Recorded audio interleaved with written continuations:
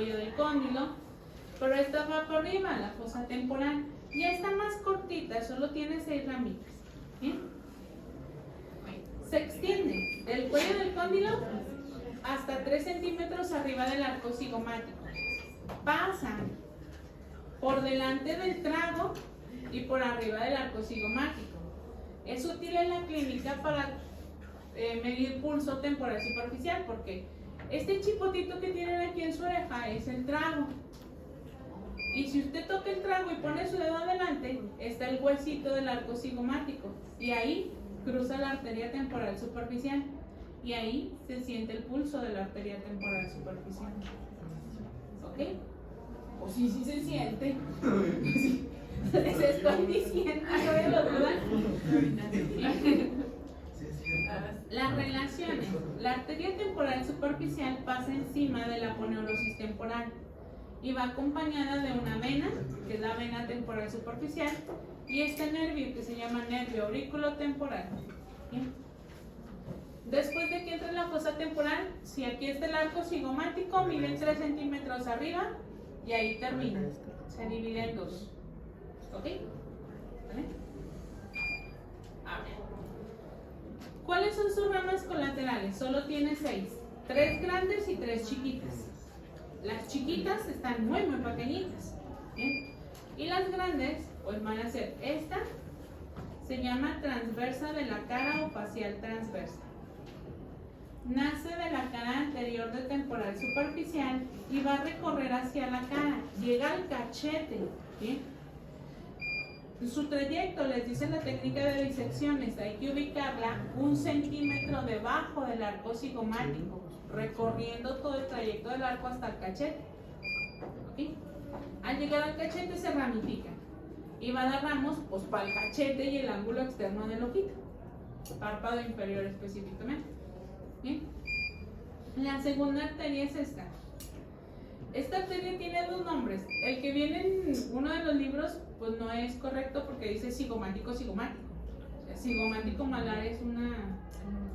Pues no.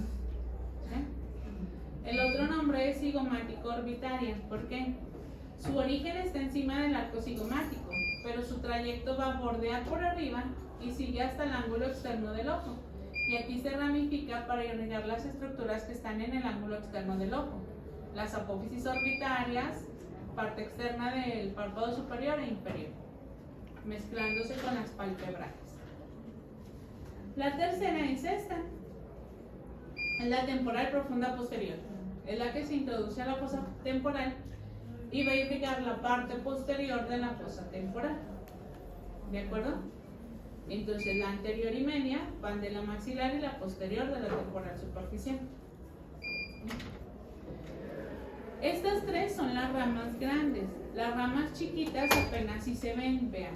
Estas son las arterias parotidias. Se introducen en la glándula parótida y irrigan la parótida.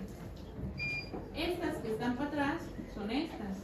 Auriculares anteriores son 3. Superior, media e inferior, que irrigan la cara lateral del pabellón de la oreja. Y acá arribita están las articulares, que irrigan la articulación temporomandibular. ¿Sí? Sus ramas terminales son estas 2. Esta frontal o anterior y esta parietal o posterior. Se ramifican como abanico y se anastomosan entre ellas con las del otro lado y con las de atrás para formar todo el plexo vascular que irriga el cuero cabelludo o la piel cabelluda. ¿Ok? Y ahí termina. ¿De acuerdo? Ahora, las venas. Las venas de estas 2 regiones son temporal superficial y plexo venoso pterigoideo. ¿Bien? Temporal superficial nace en las venas del cuero cabelludo, recoge las venas de la fosa temporal, la parótida, la oreja y la cara, y luego se continúa como vena retromandibular, que es esta. Y esta vena retromandibular desemboca en la yugular interna. ¿Sí? Y dentro de la fosa infratemporal no hay una vena, es un plexo venoso, o sea que no existe vena maxilar. ¿De acuerdo?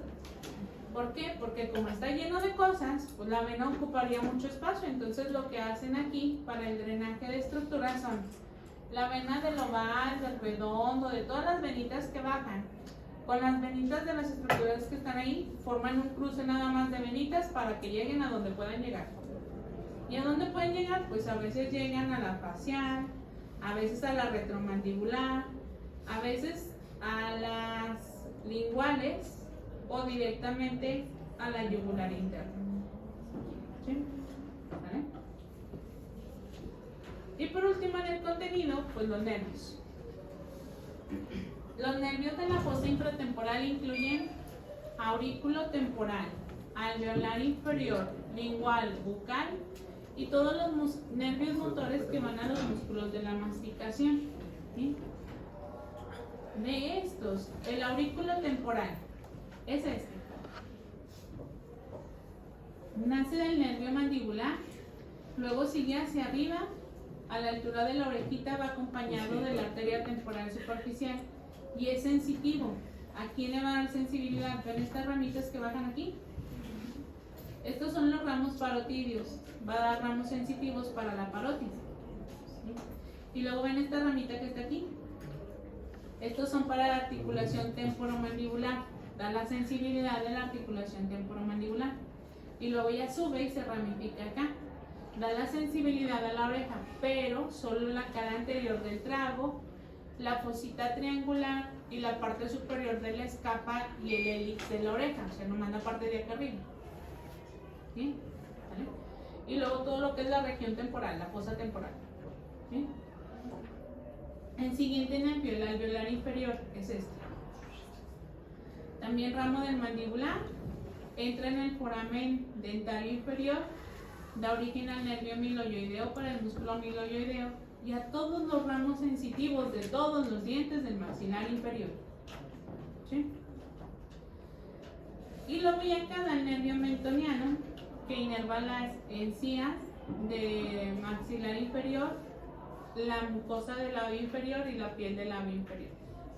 ¿Sí? Sensitivo también, todo completo. ¿De acuerdo?